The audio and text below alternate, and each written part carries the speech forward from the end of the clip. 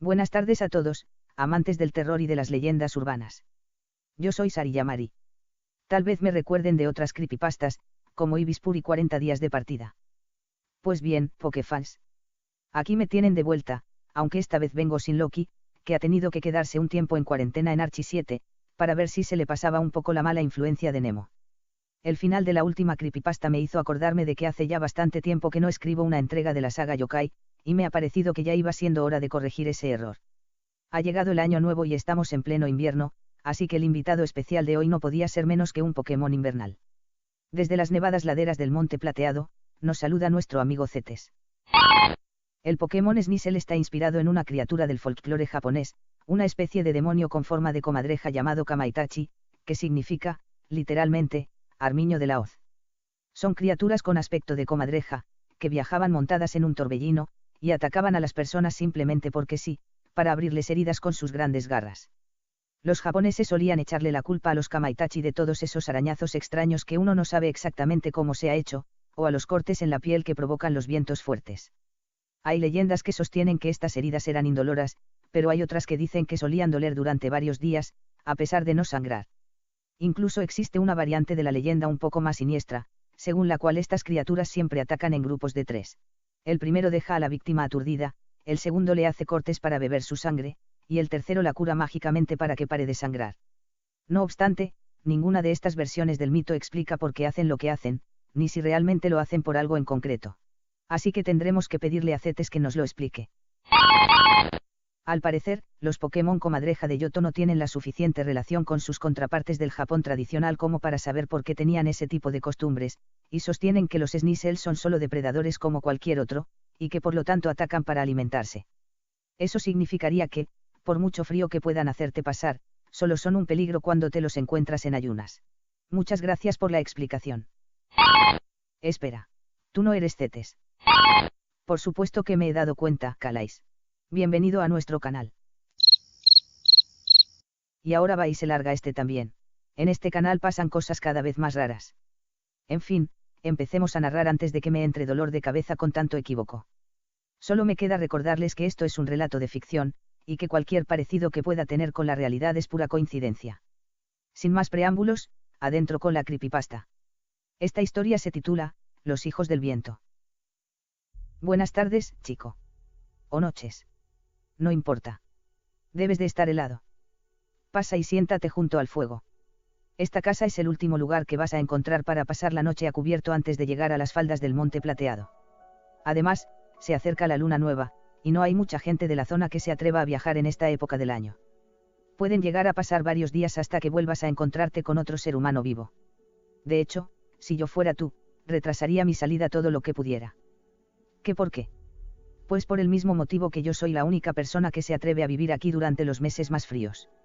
El resto del año, esta es una casa de huéspedes. Pero está cerrada durante el invierno. Y me pagan un buen sueldo para que viva aquí y mantenga el lugar en buen estado. No, no soy una misántropa que huye del contacto humano. Y tampoco quiero pasar el invierno a solas mientras escribo una obra literaria. Simplemente, es un trabajo bien pagado que solo yo estoy dispuesta a hacer. Si te apetece escuchar una buena historia, te contaré por qué. Todo esto empezó hace aproximadamente 10 años. Cuando todavía hacía poco tiempo que había empezado mi viaje por la región de Johto. No era especialmente mala entrenadora, y gané las 8 medallas con ayuda de mis Pokémon. Pero el alto mando era demasiado poderoso para mi nivel de entonces, y no conseguí ni siquiera llegar hasta el campeón. Así que me encontré lejos de casa, con pocos recursos y un equipo de 6 Pokémon que mantener.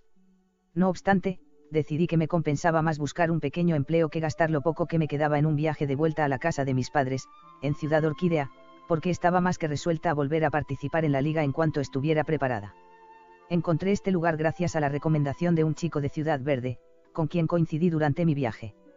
Tenía un par de años más que yo, y me dijo que había una casa de huéspedes en las faldas del Monte Plateado, donde necesitaban a un empleado que también estuviera dispuesto a hacer de casero durante la temporada de invierno, que el sueldo y el trato eran bastante buenos, y que aceptaban a personas jóvenes sin experiencia en hostelería. Yo acababa de cumplir 17 años, pero no era tonta. Ya había viajado bastante, y había visto muchas cosas, aunque no hubiera tenido ningún problema serio durante mi aventura. Era más que evidente que un trabajo tan aparentemente idílico como el que me estaba describiendo aquel muchacho tenía que tener una cara oculta. Pero, como tampoco tenía gran cosa que perder, decidí acercarme al lugar y ver el sitio por mí misma. Para mi sorpresa, el asunto tenía tan buen aspecto como aquel muchacho me había comentado. La casa estaba bastante lejos de todos los lugares habitados, pero era grande, con varios pisos y extensos jardines, y estaba bien conservada pese a ser muy antigua. El matrimonio de propietarios, que se encargaban de llevar ellos mismos el pequeño negocio, estaban emparentados con la mismísima Karen, del alto mando, y eran personas encantadoras. La chica a la que yo iba a sustituir durante el invierno, y que regresaría para continuar con su trabajo en primavera, me habló muy bien del lugar. Era un sitio tranquilo y respetable, con reglas de convivencia lo suficientemente estrictas como para que no hubiera altercados entre los huéspedes, ni problemas de ningún tipo con la justicia.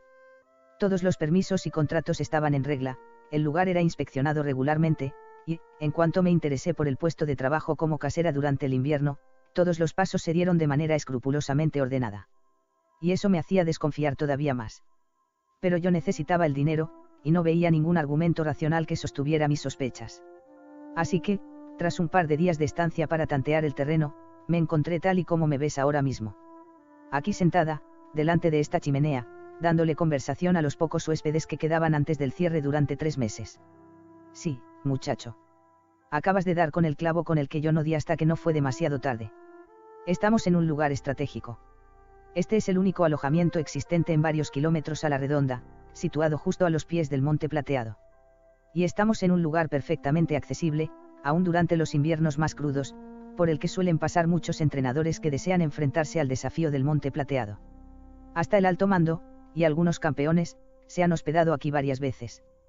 ¿Por qué sus propietarios se obstinan en cerrarlo en una época del año que podría ser la más adecuada para recibir huéspedes?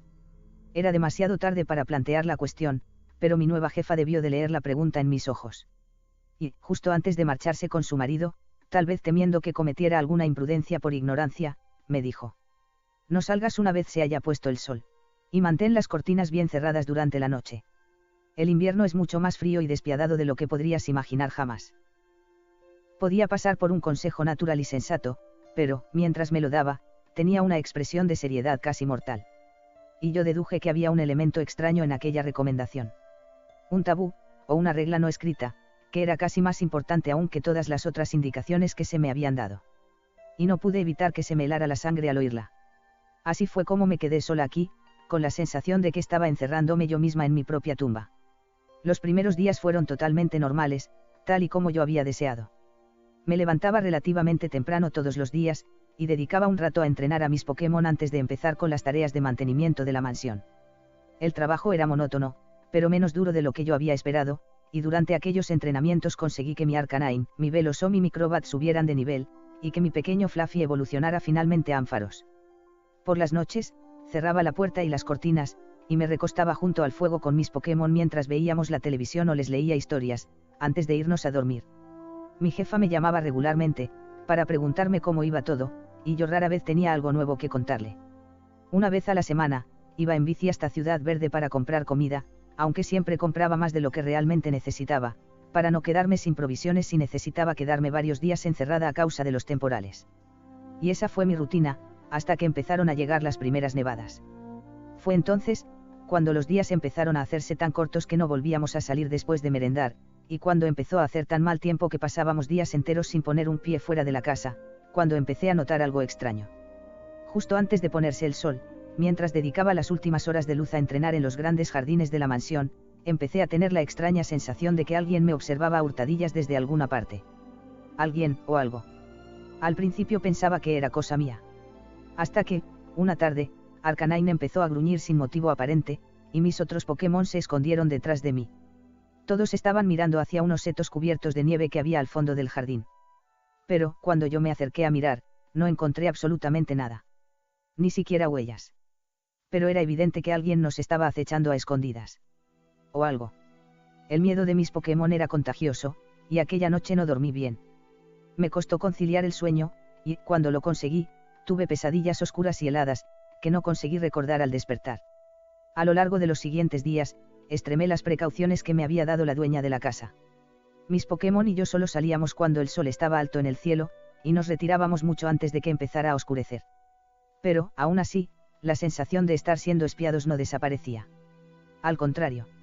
Se hacía cada vez más fuerte.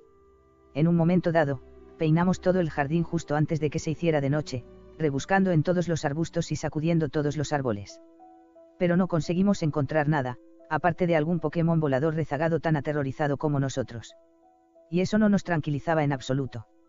Todas las noches, a lo largo de las siguientes 2 semanas, nos ceñimos a esa rutina. Solo había algo que nos hacía sentirnos a salvo. Que aquella mirada aviesa no parecía seguirnos al interior de la mansión.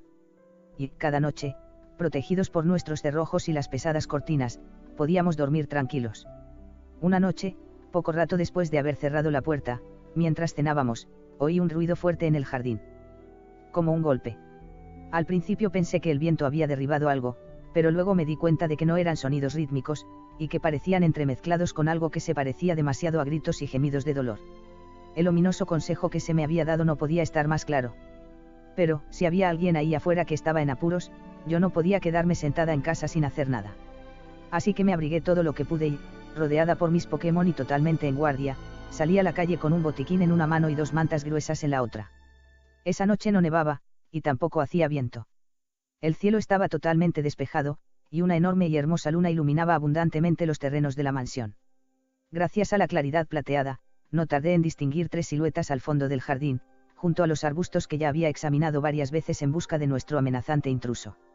Cuando me acerqué lo suficiente, pude ver que eran 3 Sneasel, que se cobijaban como podían del claro de luna a la sombra del arbusto. 2 de ellos trataban de ayudar a un tercero, que parecía semi-inconsciente, a saltar por encima de los setos. No pude evitar que se me escapara un grito de horror, y, cuando las 2 miradas felinas se clavaron en mí, supe de inmediato que estaba en presencia de la criatura que nos había estado acechando desde hacía casi un mes. Esta vez, no huyeron. Depositaron a su compañero inconsciente sobre un montón de hojas secas, y, antes de que yo pudiera decirle nada a mis Pokémon, uno de ellos se había lanzado sobre mí. Unos minutos después, me despertaron los lametones de Arcanine. Todos nosotros estábamos helados de frío y cubiertos de cortes de pies a cabeza, y los 3 Sneasel habían desaparecido. Estaba bastante dolorida, pero ninguno de nosotros tenía una herida grave. Y, además, me daba pena pensar en aquel pobre Pokémon, al que había oído gritar desde el interior de la casa. Así que puse una caja abierta junto al seto, con bayas naranja, cidra y meloc, para que pudieran curar y desinfectar sus heridas, además de una de las mantas, y volví a encerrarme en la casa. A la mañana siguiente, cuando salimos a entrenar después del desayuno, la manta seguía allí, pero las bayas habían desaparecido. En su lugar, había un ratata salvaje muerto. Naturalmente, aquel hallazgo me puso los pelos de punta, y estuve a punto de vomitar todo el desayuno. Cuando me repuse lo suficiente, le pedí a Ampharos que mantuviera distraído a Velosom, que siempre ha sido muy sensible, mientras Arcanine y yo enterrábamos al pequeño roedor fuera del recinto del jardín. Mientras Arcanine cavaba una improvisada tumba, Crobat oliscaba el cadáver, confusa, y acabó por llamarme la atención para que examinara el cuerpo. Al contrario de lo que yo había pensado al principio, aquel ratata no había muerto congelado. El cuerpo todavía no estaba rígido, y pesaba mucho menos de lo que solía pesar. En el cuello, en una zona en la que apenas tenía pelo, podía apreciar la cicatriz de lo que debía de haber sido un corte grande y profundo. Hubiera sido totalmente evidente para mí que el Pokémon había muerto desangrado, de no ser porque aquel horrendo tajo estaba completamente cerrado desde hacía días.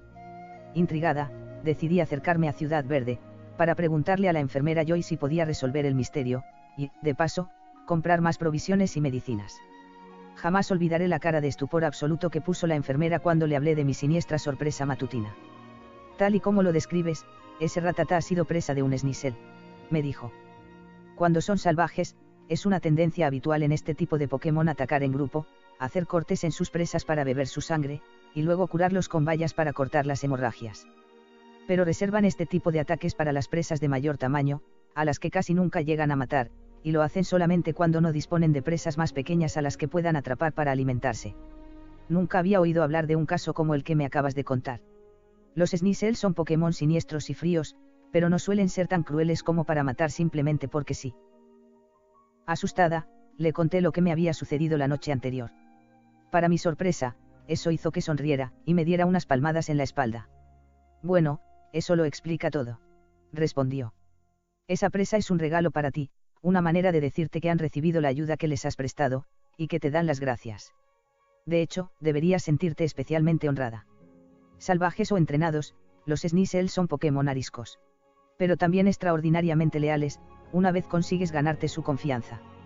No importa si eres humano o Pokémon. Si les has hecho un favor, no lo olvidarán jamás. Aquella explicación disipó una parte de mis temores.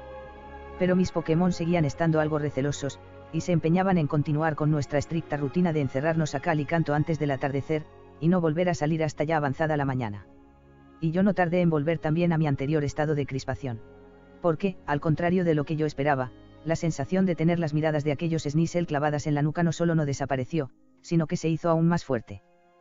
Ahora, podía oírlos andar por los jardines durante las noches, y, a veces, me parecía oír golpes y chirridos en las ventanas, como de garras afiladas, o esquirlas de hielo golpeando el tejado, la puerta y las ventanas.